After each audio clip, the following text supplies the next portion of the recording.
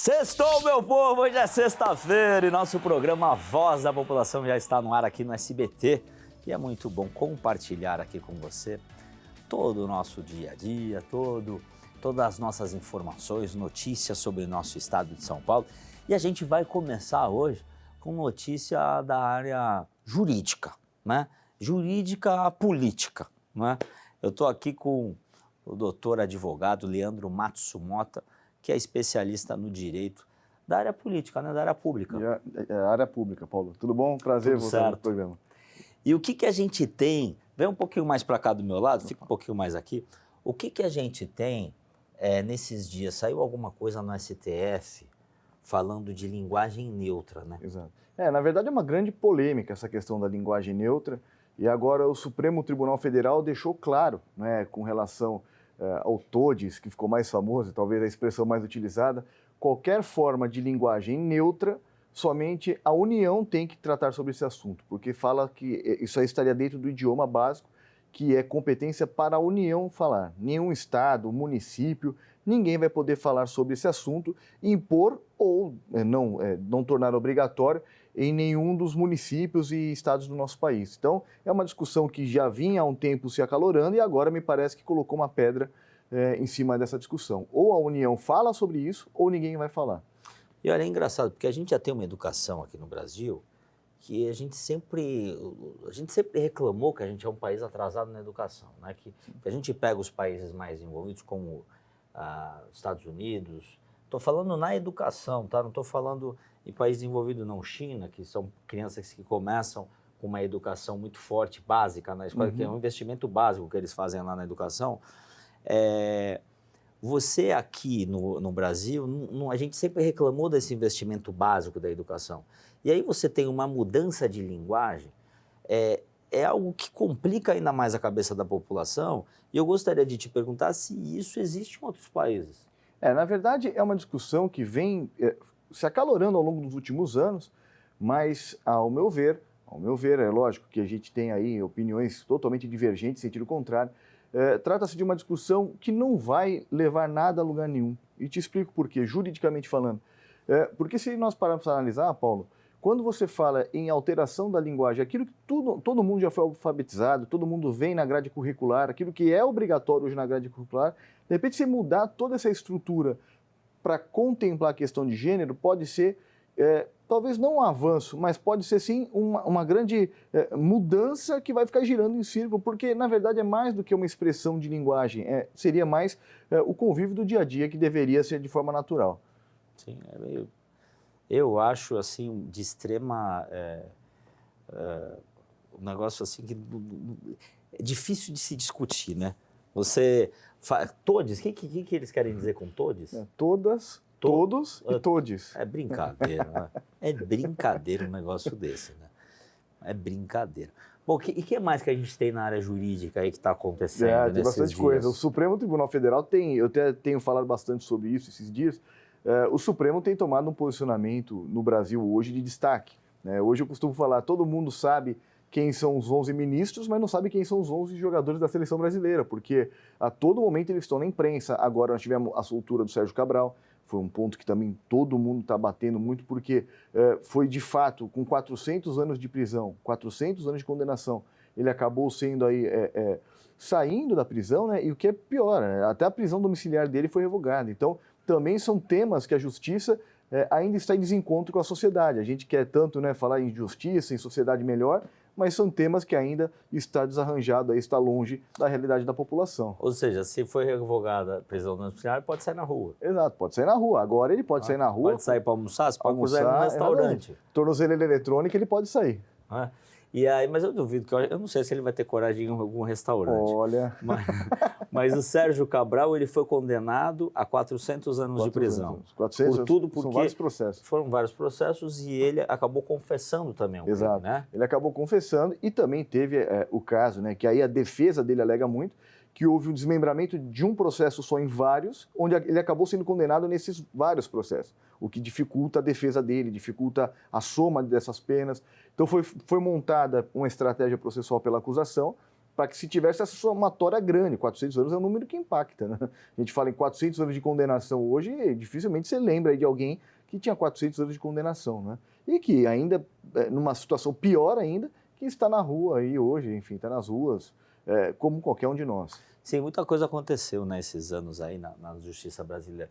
Quando a pessoa ela é condenada em segunda instância, ela não podia, né? Agora não sei como é que é. Agora, porque depois do caso do Lula, eu não sei como é que é. Ela não poderia concorrer à eleição, não era isso? Não era assim? Exato. Na verdade, assim, depois daquele caso do Lula, foi um caso emblemático para a gente aqui do Brasil, porque ficou pendente a questão da segunda instância de prisão. O primeiro ponto era prisão em segunda instância, ou seja, aquele político que fosse condenado à pena de prisão, qualquer outra pessoa, né, em segunda instância não poderia disputar a eleição, né, e já deveria começar a cumprir a pena preso. Essa era a grande discussão que envolvia até o caso do Lula. E aí, depois de muita discussão, Suprema, enfim, aquele julgamento que parou o Brasil, né, onde nós tivemos ministros que tinham votado de um jeito, depois mudaram o seu voto, acabou aí alternando essa ideia e falando que agora só vai preso no Brasil quando acabarem todos os processos, acabarem a discussão judicial. Então não é mais em segunda instância, quando acabar toda a estrutura judicial. E também para a eleição. A candidatura é de órgão colegiado. Se houver uma condenação de órgão colegiado, com dolo, enfim, aí tem umas características próprias, aí também não pode ser candidato. É um pouco diferente. O direito vai acontecendo tanta coisa, né? É legal te trazer aqui, é legal trazer, porque você estuda bem esta área da advocacia aqui do direito. Sim. Por exemplo, um negócio interessante de falar, o Derrite é o nosso secretário de segurança. Esses dias teve, e eu achei muito legal a forma que ele agiu, porque está faltando isso no nosso país, né? Bandido lá estava numa avenida em São Paulo, não sei qual que era, que eu vi o filme, e aí ele estava assaltando armado, 2 bandidos armados assaltando lá, ele ia levar a moto do rapaz, já estava subindo na moto, aí daqui a pouco chegou a rota armada, se o bandido está armado, a rota não chega atirando, ela que vai tomar o tiro, certo? Eu vi então eles chegaram atirando, e aí o Derrite falou que, claro, que o pessoal da rota não ia ser afastado, mas é claro que não deve ser, né? Porque eles estão ali para proteger o cidadão. Mas não, se o secretário de segurança não fosse um secretário ali peitudo, né? Eles poderiam ser afastados? Fatalmente. Fatalmente, até porque a opinião pública ela pesa muito, me parece, nesse tipo de situação, né? Então, eu vi esse vídeo também, é um vídeo bem pesado, né, sob o ponto de vista de criminalidade, onde você vê a luz do dia, numa grande avenida de São Paulo, né? Enfim, as pessoas sendo mortas ali numa situação de reação da polícia, e que, de fato, o secretário de Segurança Pública ele tem um posicionamento firme, até porque ele é oriundo da carreira policial, de poder defender o policial, e nesse caso me parece claro, né, que não houve nenhum excesso, ainda que nós vimos só apenas aquele vídeo, né? A gente não tem ainda mais constatação de nada, e me parece claro que não houve nenhum excesso por parte do policial ali. Sim, mas juridicamente é engraçado isso no Brasil, né? Porque o policial acaba sempre tendo que responder algo por algo que ele, às vezes, na maioria das vezes, está defendendo a população. Mas, Paulo, é uma linha muito tênue, né? É uma linha difícil de você olhar e tentar traçar ela certinho, porque entre aquilo que é, de fato, a legítima defesa do policial com o excesso, né, que o policial comete. Então, de fato, ali é muito difícil, porque por isso que vai ficar sempre nessa eterna discussão, aquela questão das câmeras, não é, na roupa do policial, porque aquela câmera serviria para registrar a forma de abordagem, a forma de como foi recebido, né? Então, tudo isso são mecanismos e ferramentas que você tenta diminuir essa linha tão tênue entre o excesso e aquilo que, de fato, também o policial precisa combater, porque a criminalidade ganhou, assim, tamanho que está nos assustando a todos, né? A nossa região, também aqui da Baixada Santista, vem sofrendo bastante com isso. Sim. Né? Acho que todo o Brasil. Todo o Brasil. Eu acho que no estado de São Paulo, a gente é mais privilegiado, pelo que eu vejo no sentido de privilegiado em algumas regiões, claro, no sentido do próprio policiamento da Polícia Militar, né? Eu acho que a Polícia Militar aqui, pelo que a gente vê no programa de quarta-feira, principalmente aqui no Rádio Polícia, o que eles têm combatido da bandidagem, né, é brincadeira. E tem muita coisa também, por exemplo, que vai o caminhoneiro, que você olha mesmo, ele tem cara de caminhoneiro, ele tem cara de que trabalha com caminhão, e ele fala que colocaram uma droga dentro do caminhão dele. Isso daí pode acontecer. Também. Pode acontecer. Olha. Por exemplo, o cara tá lá, ele é motorista, ele é mandado levar, ele tem que buscar um negócio lá em Ribeirão Preto, exemplo. E ele vai, às vezes ele não sabe o que tem no carro. Isso daí pode acontecer. 99% das chances, não. Sim.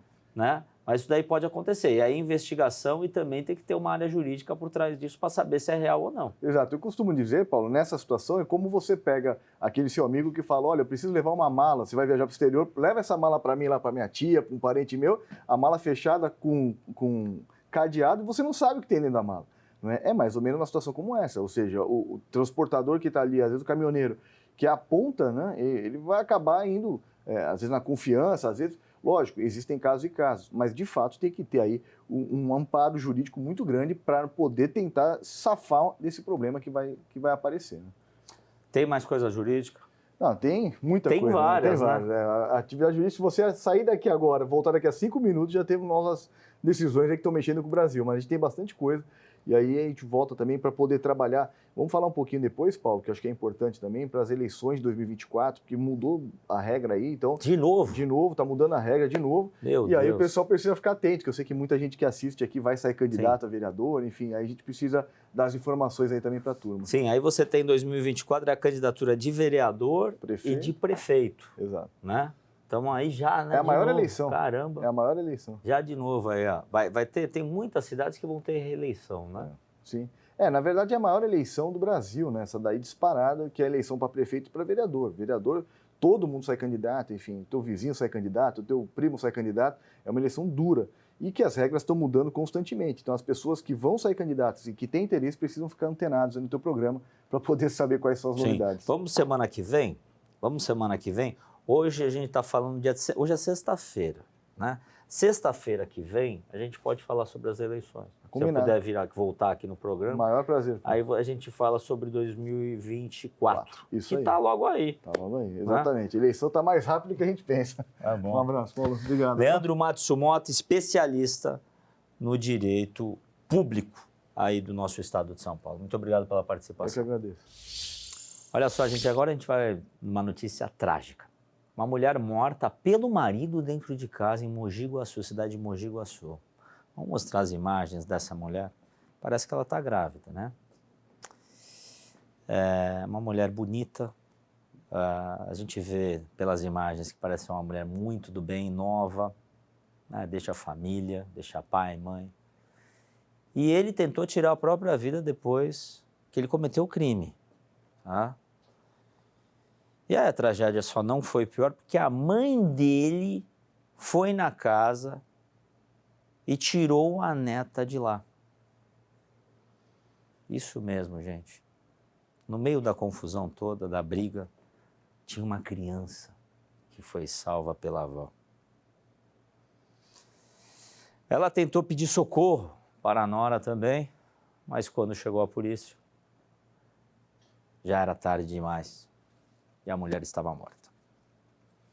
A mãe do suspeito mora no mesmo quintal, na casa da frente. Aí quando ela ouviu os gritos, claro, foi até lá, viu o que estava acontecendo. Imagina uma mãe, né, vendo a sua netinha, que estava no colo da mãe, e muito assustada, pediu para ir com a avó. E nessa hora, ela viu que o filho pegou uma faca. Saiu correndo pedindo ajuda, mas quando os policiais chegaram, os dois já estavam caídos no chão da cozinha. A mulher morreu e o homem está internado. Olha, gente, são notícias que eu vou dizer uma coisa para vocês. As pessoas precisam parar de ser egoísta.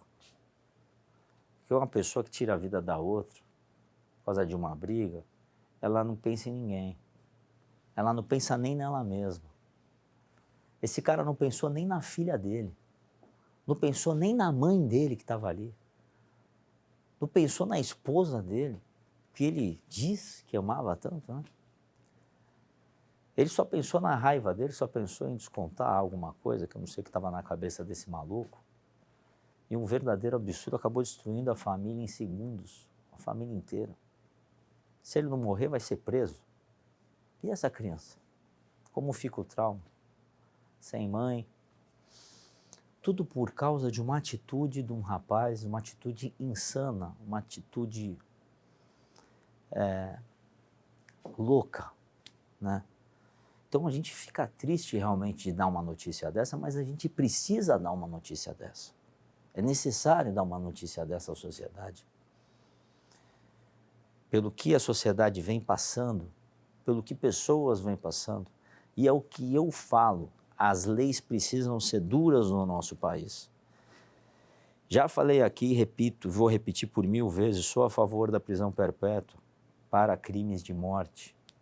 A pessoa que tira a vida da outra, ela merece ser solta. Esse rapaz tirou a vida dessa mulher, ele merece ser solto daqui 15, 20 anos. Mesma coisa que a gente deu uma notícia nesta quarta-feira agora, que um homem estuprou uma menina de 6 anos de idade, levou ela para um mato e mulher viu o cara, ele está preso. Esse homem merece tomar a injeção da castração química, que tem já na Argentina, na França, na Inglaterra. A castração química é uma injeção de hormônio que a pessoa perde o libido. Para pensar, você que tem filho, se fosse com o seu filho, se fosse com a sua filha. Não é verdade? Então a gente precisa começar a endurecer as leis no Brasil urgentemente. E o meu medo é esse, né? Porque a gente está vivendo uma fase no Brasil que parece que a gente não quer endurecer mais as leis. E o que vai ser da gente? E olha, uma força-tarefa da Receita Federal e Polícia Civil cumpriu 13 mandatos de busca e apreensão, como vocês estão olhando nas imagens aí, na capital, a cidade de Guarulhos.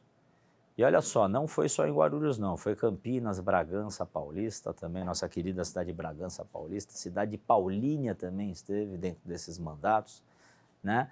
Porque eles fazem parte da operação objeto de desarticular esquema empresarial fraudulento, responsável por sonegação tributária no ramo de reciclagem, gente, olha só. É isso aí, isso daí beneficiou também essa área do alumínio, tá? Essa área do alumínio.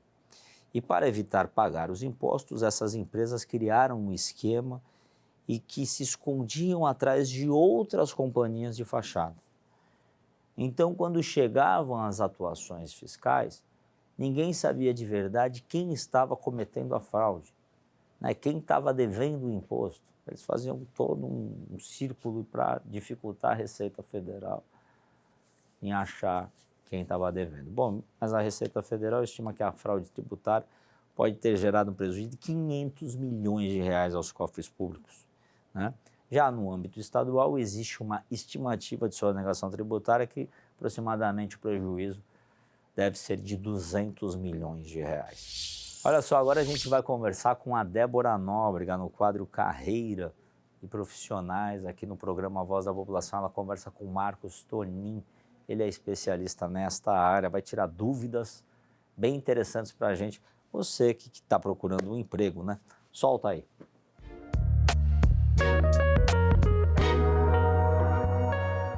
Oi, Paulo, estamos de volta aqui com mais um quadro de emprego e carreira e hoje vamos de novo falar as dúvidas dos telespectadores. O quadro fez muito sucesso, então hoje a gente vai repetir. O Marcos Tonin está aqui comigo já para responder essas dúvidas. Eu começo com a pergunta do Jonathan, lá de Capivari, e ele fala o seguinte: como abordar a empresa para que ela pague um curso de aperfeiçoamento para ele? Como chegar e pedir, olha, quero fazer uma pós-graduação. Como que ele deve agir, Marcos? Oi, Débora, Paulo, prazer enorme estar com vocês mais uma vez e prazer também poder responder essa sua dúvida, Jonathan. Olha só, se você é como o Jonathan e quer convencer a sua liderança para pagar um curso para você, você, quanto funcionário, precisa seguir algumas dicas, né? Entender o seguinte, que você enxerga essas necessidades e na hora de você falar com o seu gestor, em primeiro lugar, entenda quais são as políticas que a sua empresa tem com relação a isso. Algumas empresas já possuem bolsas de estudos e até programas aí de incentivo ao estudo. Então é importante você, em primeiro lugar, observar as políticas da companhia. Em segundo, tentar é sempre livre, né, Jonathan? Pode ser que você escute um não, mas quando você escutar esse não, entenda o porquê e pergunte para o seu gestor quais são os critérios que ele utiliza aí para que você possa ter direito a essa bolsa de estudos ou não. Em segundo lugar, mantenha o foco. Se você trabalha numa área, por exemplo, de logística, de repente o curso que você quer fazer, ele precisa de alguma forma estar dentro das especificações ou das tarefas que você tem durante o dia ou da área de atuação onde você está. Cursos muito diversos. Eu quero fazer um curso extracurricular que não tem nada a ver com o meu trabalho e gostaria que a empresa me pagasse isso. Em geral, não é bem aceito. Então, busque cursos dentro da sua área de atuação. Terceiro lugar, dê sempre motivos para o teu gestor, né? Quais são os motivos e positivos, obviamente, Jonathan, para que você vai utilizar para convencer, para persuadir o seu gestor de que esse curso é importante, que você vai ganhar com isso, a empresa e o seu departamento. E fixe sempre no conhecimento, ou seja, como é que esse conhecimento, ao final desse curso, pode trazer, então, melhores resultados para a sua carreira, para a área, para o seu gestor e para toda a empresa. Desejo muita sorte para você na busca aí, então, desse seu curso. Depois conta para a gente como é que foi. Pois é, a gente tem mais uma pergunta aqui de persuasão. Essa é da Mariana, de Campinas. E ela quer saber como é que ela faz para mudar de área dentro da empresa. Ela está no setor e quer ir para outro completamente diferente. E aí, quais são os passos que ela tem que seguir para convencer, de repente, o gestor de duas áreas de que ela merece essa posição? Pois é, mudar de área é sempre bacana, né, Débora? A gente conhece coisas diferentes, são áreas diferentes, experiências, então isso também é muito legal, é muito importante. Então, as pessoas que querem fazer isso, em geral, elas precisam entender que elas precisam contar os motivos, assim como a gente falou agora do Jonathan, falar então os motivos dessa mudança. Sabe o que acontece muitas vezes? Às vezes a pessoa ela é formada numa área, ela ficou desempregada um tempo, fez uma transição de carreira e apareceu uma oportunidade para ela que não era exatamente aquilo que ela atuava ou que ela gostaria de fazer. E por algum motivo outras oportunidades aparecem dentro da companhia e com isso essas mudanças, essas transições, elas são muito comuns. Em primeiro lugar, acredito que falar sobre as suas competências profissionais para o seu gestor e para a área de recursos humanos da companhia é sempre importante. Então, ficar sempre no radar, deixar sempre, né, esse alerta sobre essas novas posições. Muitas empresas, quando abrem, né, novas oportunidades, inicialmente elas colocam essas vagas internamente para depois buscar fora da empresa. Então, esteja atento também para essas vagas, né, que abrem internamente. Então, deixe o seu gestor, né, entender como essas mudanças são importantes para você e também para a companhia, como é que você pode ser melhor aproveitada e pergunte quais são as possibilidades que você tem de fazer essa transição. Uma outra forma muito interessante de fazer transições dentro da própria empresa é conhecer os gestores destas áreas que te chamam a atenção. Então, você se relacionar, criar um relacionamento, um vínculo com essas áreas, entendendo as necessidades que elas têm, né? E como que você pode agregar isso é o caminho mais certo para que você possa conseguir fazer essa transição, com certeza, Débora. Pois é, o diálogo sempre o melhor caminho, né? A resposta aí dessas nossas duas primeiras perguntas, pondo isso bastante em evidência. Diálogo sempre o melhor caminho. E agora uma pergunta um pouquinho mais complicada da Jussara de Santos, que ela fala o seguinte: quando muda a direção da empresa, chegou aí uma nova diretoria, a empresa foi vendida, está mudando tudo. O que eu devo fazer? Vou lá, me apresento, me coloco à disposição ou faço low profile e estou ali me fingindo, faço a egípcia, né? Para eles nem perceberem que eu estou lá. O que faz aí nessa hora? O que é o caminho mais indicado? Nossa, Débora, essa hora acho que todo mundo tem gente que sai correndo, né? Quando isso acontece, né? Jussara, nossa senhora, eu vou falar, eu já passei por isso, viu? E já fiz o egípcio, que nem você falou, mas não foi o melhor caminho, viu? E eu oriento que a Jussara também não faça isso. Claro que é muito difícil, né, Débora? Quando chega um gestor novo, a gente não sabe exatamente o que fazer, porque a gente não sabe se a gente se expõe isso pode ser negativo e pode parecer que a gente está um pouco puxando o saco daquele gestor novo, ou se a gente não faz nada e parece que a gente também não está nem aí. Então, para que a gente possa, né, a Jussara também possa partir com o pé direito nisso, uma dica é assim, seja proativa, Jussara. O que você pode fazer nesse momento é oferecer para esse novo gestor informações que, de alguma forma, podem ajudá-lo a se habituar de uma forma mais rápida né, no trabalho dele. Então, coisas como que você pode apresentar, por exemplo, organograma, por exemplo, da sua área, o que é que você faz, um pouco do seu histórico, sobre os seus colegas de equipe, né? Você pode até apresentar para ele, por exemplo, como é que estão os seus objetivos e metas atuais, por exemplo, da tua área. Fala, olha, fulano, tá assim, você vê algo diferente, você quer contribuir com alguma coisa? É importante a gente falar para a Jussara do que não fazer em hipótese alguma, tá? Então, em primeiro lugar, Jussara, não fale mal do seu gestor atual, do seu gestor antigo. Então, assim, ainda bem que você chegou, porque o outro, ele era tão ruim, ele fazia isso, ele fazia aquilo. Ou seja, apresentar pontos negativos do seu gestor anterior. Isso não pega bem de jeito nenhum. Em segundo lugar, não crie intimidade. Posso te adicionar no Instagram? Posso te adicionar no Facebook? Vamos tirar uma foto? Vamos tirar uma selfie? E aí a gente coloca isso na área da empresa, ou na intranet, ou por exemplo, nas minhas redes sociais, e não fique amigo também dele nas redes sociais, tá? Então, assim, inicialmente, nossa, já vi que esse cara tá no Instagram, tá no LinkedIn, tá no Facebook, então cuidado com redes sociais e e-mails longos. Quer falar com o teu gestor? Fulano, apresenta as informações para ele de uma forma rápida, tente criar esses vínculos através de reuniões individuais e seja proativo na medida do possível. Nem de mais e nem de menos, Débora. Esse, acho que é o caminho do meio, é sempre a melhor opção. Com certeza. E se você aí de casa quer mandar mensagem, manda aí a sua pergunta para o WhatsApp que está aparecendo aí na tela e participa aqui na Voz da População com a sua pergunta de emprego e carreira. Marcos, muito obrigada. Até a próxima, viu? Prazer estar sempre com vocês. Um abraço, Paulo. Um abraço, Débora. Até mais. Então é isso, gente. Não esqueça de mandar a sua dúvida para o WhatsApp que está aí na tela. Eu volto com você, Paulo.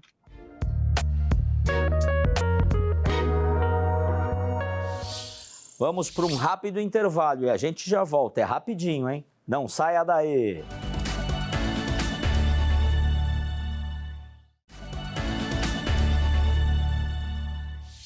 Voltando aqui para o programa A Voz da População. Gente, eu quero agradecer demais a todos vocês, né, que nos acompanham diariamente aqui de segunda a sexta-feira. Nosso programa está se encerrando, a gente está tentando fazer o nosso melhor para cada vez estar informando mais a todos vocês, né? A gente agora já está com o Fabrício Fernandes, que é repórter, Débora Nóbrega, repórter também do nosso programa. A gente vai ter agora o nosso repórter também em Ribeirão Preto, na cidade de Jaú. A gente está fazendo o possível para cada vez mais estar investindo no programa Voz da População. Se você gosta, você é empresário, gosta do programa, que você é do povo, gosta do programa, mande zap para a gente, comunique-se com a gente. Paulo Mansur Oficial é minha rede social. Tem as redes sociais também do programa A Voz da População, ele está em todas as plataformas. Fale com a gente, se comunique aqui. Eu sou o Paulo Mansur. Fiquem com Deus.